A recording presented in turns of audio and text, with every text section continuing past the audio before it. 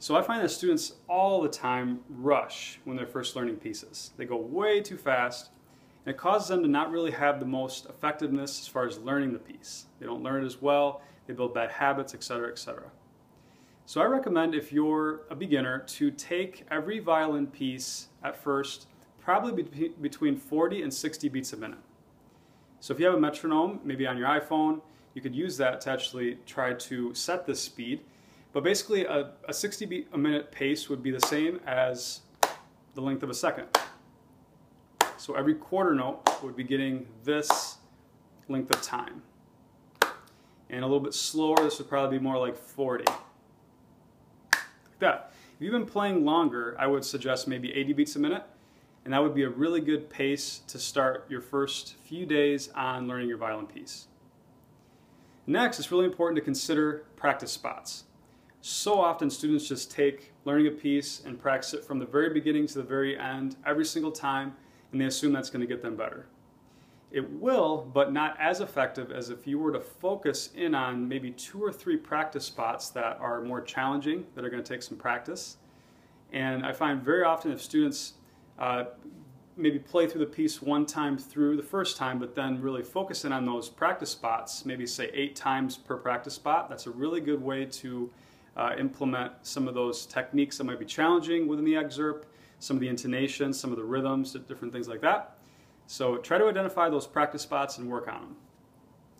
Last, use the tools that you have available to you, especially if you have a smartphone. So I find the Pro metronome to be a great tool. I use that all the time with my students. Also, the tool INS Tuner Lite, L-I-T-E.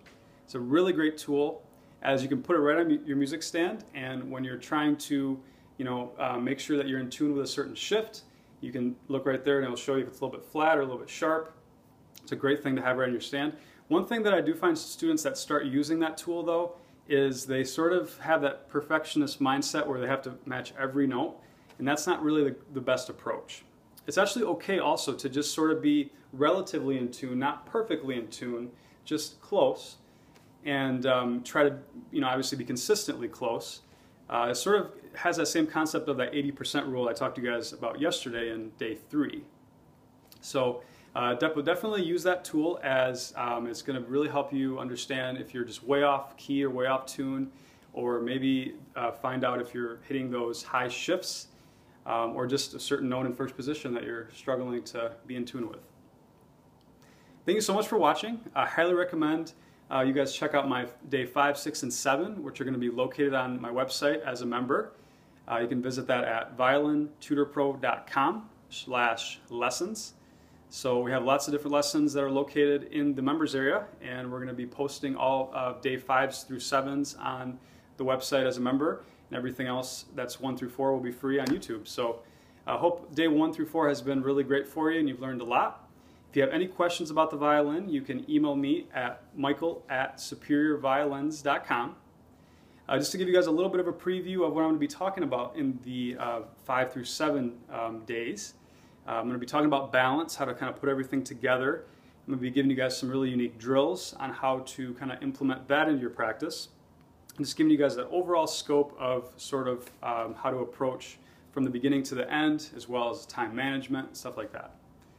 Have a great day. Thank you so much for watching, and God bless.